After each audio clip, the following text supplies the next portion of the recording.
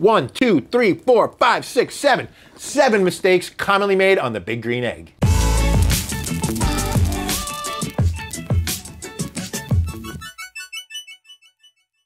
Hey everyone, your old friend Captain Ron here. Welcome back to the FOGO Life.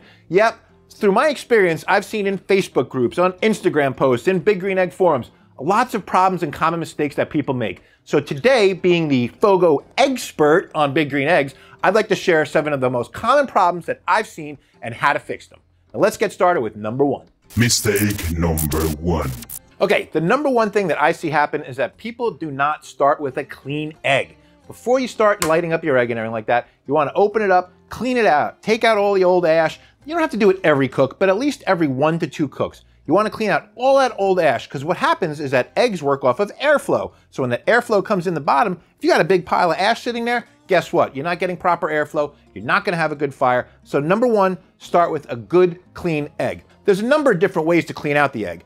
I like to use my shop vac. I have a special ash filter on it that prevents the ash from going everywhere, but not everybody has that. So a real simple solution, a dustpan like this, and you can use an ash tool from Big Green Egg. It's really simple. It goes in the front vent, you use it, you pull the ashes out, but let me show you how I like to clean mine out like this.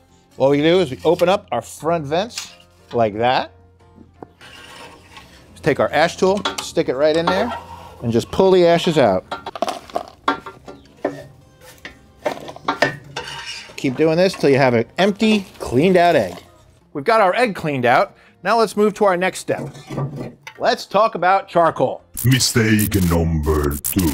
What you don't want to do is start with, go to the store and buy the most cheap bag of charcoal you can find. No, no, no, no, no. There's a reason that it's cheap. You get what you pay for, okay? Now, FOGO's lump charcoal is what you want to use. You don't want to use briquettes in your Big Green Egg because they burn fast and they create a lot of ash, which restricts airflow and just doesn't make for a good fire.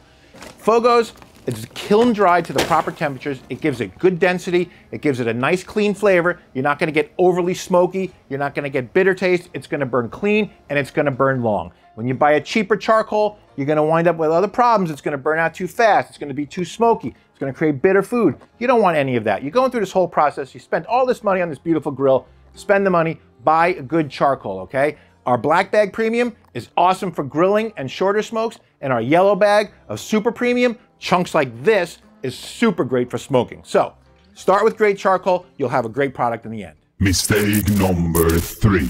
That's our first 2 problems. Our third problem that I see people encounter and mistakes that they make is not using the proper amount of charcoal, either too much or too little. Now, a lot of people will tell you, don't use, don't fill it up, don't use it. I'll show you where I like to fill it up to. I find that it's good. You can always have too little. You can't have too much. So you see here where the fire ring meets the fire bowl, where the top of this basket comes to, that's where I like to fill it to. So let's fill her up.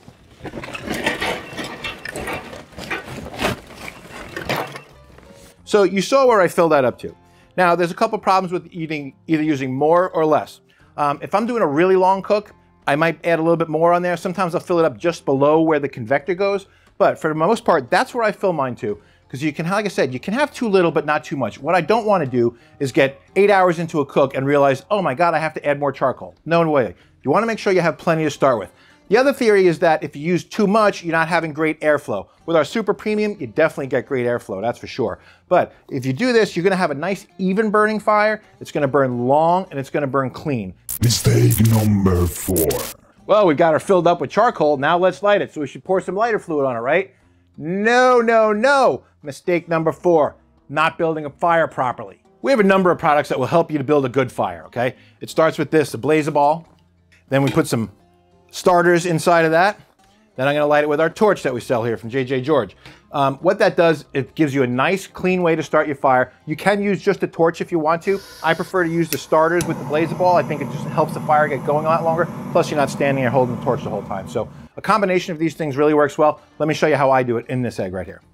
Now, for me to build a proper fire, what I like to do is I like to put it right down on the grate where the fire starts. The air comes in from the bottom, so it's gonna feed that fire directly right there. So I wanna start my fire on the bottom. Many people start it on the top. My personal opinion and my way of doing it is to start it on the bottom like this. Now, once your starters are lit good, you wanna put some charcoal on top of it so we get it burning good. Like a little TP like this. and get our fire burning.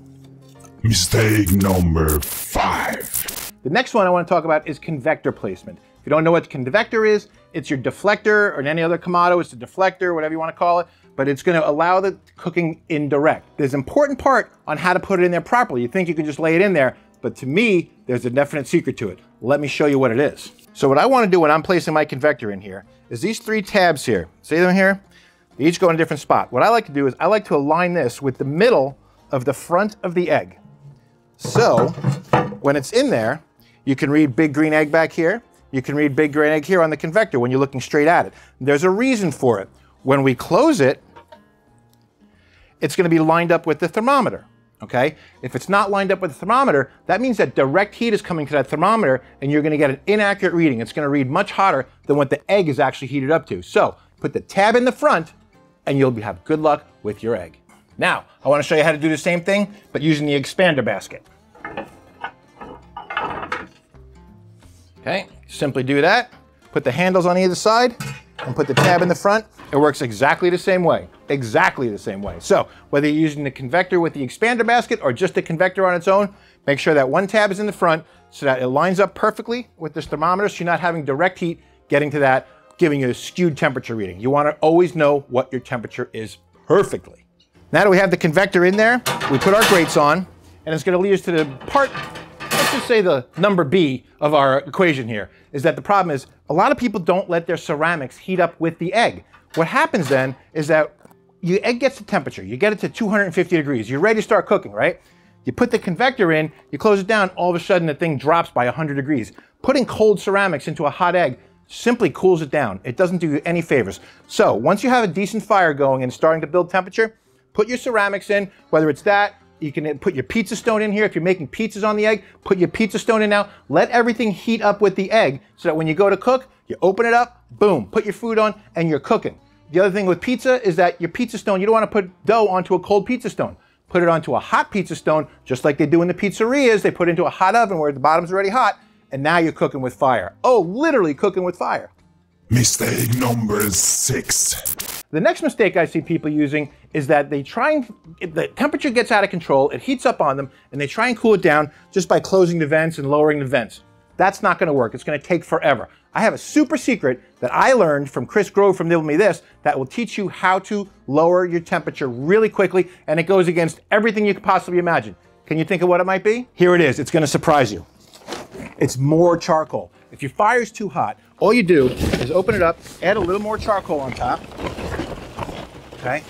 And what's going to happen is actually the new charcoal, instead of lighting the fire and getting hotter, it's actually going to damper down some of the charcoal that's in there. You can still close the vents a bit more, okay? But for a quickest way for you to lower your temperature, pour some more fresh charcoal on top. Mistake number 7. All right, as you can see, we got almost a 500-degree fire burning here. The next mistake is not burping your egg. Burping your egg works like Tupperware. It's the same thing. Remember, fire breathes air. So if we just take this and open it up like that, boom, you're going to get a giant flash.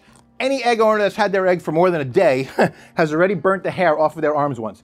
If you do this simple process, give it some air like this, it's going to allow that fire to ignite in there. If you don't do that, you're going to open it, you're going to get a massive fireball coming out. I've seen people with singed eyebrows. I've seen people with burnt hair. We want it to keep it safe, okay? So please, if you're burning a hot fire in your egg and it's closed, please take the minute to burp it properly.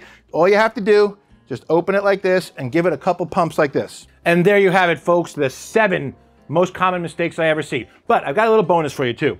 Another common mistake I see is that people do not calibrate their dome thermometers, okay? It's very simple. Drop it in boiling water. Look at my video up here. We did a whole video on it. But a quick breakdown, drop it in boiling water. You can use this nut on the back here to adjust it. It's just gonna change your needle and change your diameter. So whatever you need to do, do that. So I hope that this helps you out, okay? These are the common mistakes that I see constantly.